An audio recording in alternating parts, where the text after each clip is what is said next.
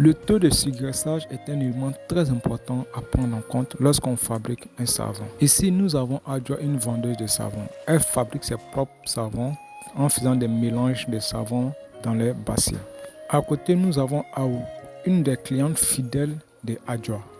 Après environ une semaine d'utilisation des savons de Adjoa, Aou remarque que sa peau devient de plus en plus sèche.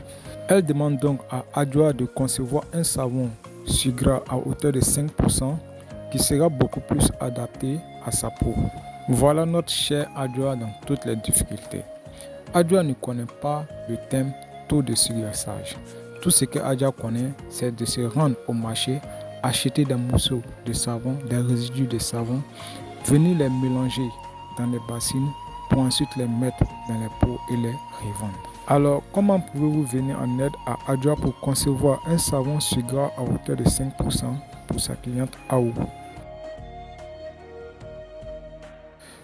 Alors, pour aider Adjoa afin de garder sa cliente fidèle Aou, nous allons poser une série de questions qui va aborder en long et en large le thème du taux de surgraissage en saponification.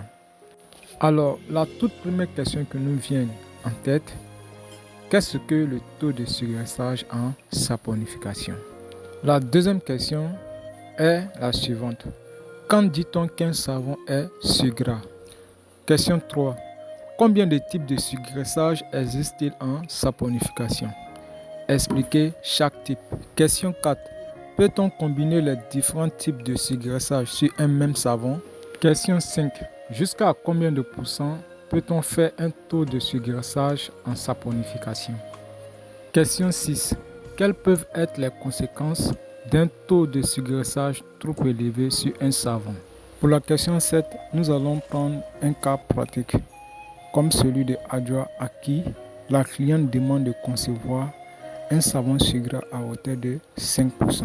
Voici un peu un exemple d'exercice que nous proposons aux personnes qui participent à nos différentes formations. Le fait de les confronter à ce type d'exercice leur permet d'avoir un bon niveau en cosmétique, d'être à l'aise dans le domaine de la cosmétique.